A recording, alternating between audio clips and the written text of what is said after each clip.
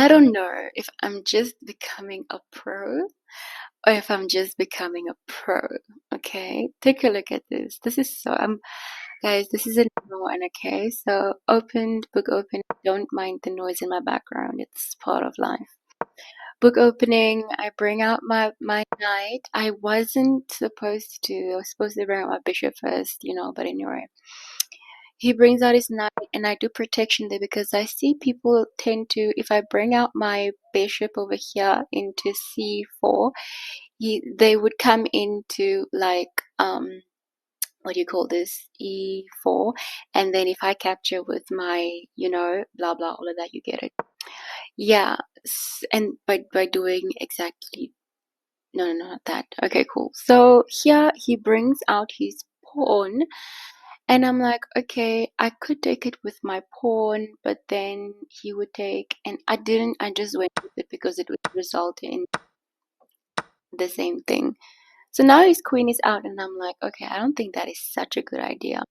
Okay. So now I move this pawn forward so that I can go for his queen and also to advance this bishop, right? Or is it develop? Yeah. But now here, he probably thought that I was going to move my queen out to come and go for this pawn, like, hey. And then he gets my that pawn over there, and I'm like, I'm not that stupid, okay? So I go for his queen, and he moves back, and I move this pawn forward in case he wants to bring this out. Right, so he brings out his knight, and I'm like, okay, I want to castle. And what he does, he castles. Okay, I said before that castling is a scam in some situations, right? And it's the truth.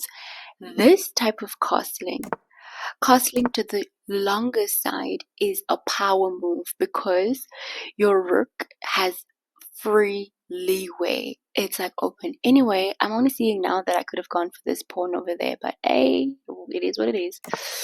So I castle, just to get my king out of the way, because with that rook over there in d8, trouble, baby. So he brings out his bishop for whatever reason. I still could have gone for the pawn in f7, but I didn't see it. So I was just trying to go for much more bigger and better things, right? Like this bishop over here, it's not protected. Okay, so then it's over here that I could have gone for that pawn, but then he would have probably put like his rook over there, blah, whatever. I go for his thing, and he goes for mine. Mistake. Very big mistake. I was contemplating, do I take from this side or do I not? Okay, I took from the wrong side, and he puts me into check. And I'm like, okay, there's nothing that I can do other than, sacrificing my rook, which is not going to be, ideal. So he goes for my queen, and I'm like, okay, you know what? It's fine. It's all good. It's part of life. It happens. Tend to give up People tend to give up when it's their queen that they've lost, not me, baby. Okay, so he goes in there. Now my plan is like, how do I get my rooks stacked up so that I can go over there to put him in checkmate, right? Because it's not open there, right? So I'm trying to move this out so that I can stack my rooks and whatnot, and even because he would want to come in here and blah blah, right? So he goes for you see, again, I could have gone for that pawn in g7, but I didn't because I've got bigger things in mind, You can't keep on chasing the small things when there are bigger plans ahead. Okay, so I move out of the way, and I'm like, it's not a biggie. And he comes forward with his pawn, and I'm like, okay, let me just make room for my king to move, because if he does anything over here, it's over. Okay, so what he wanted to do over here was to move this pawn forward so that he could go for my knight. And I'm like, it's not gonna happen. I'm too smart for that. Okay, so he probably thought I was wanting to go for this pawn, and I'm like, honey, no. I'm trying to eliminate this nasty little creature, because if these two work together, it's over. So I capture his thing, and he's smart enough not to capture with his queen, and this is where the party started, honey.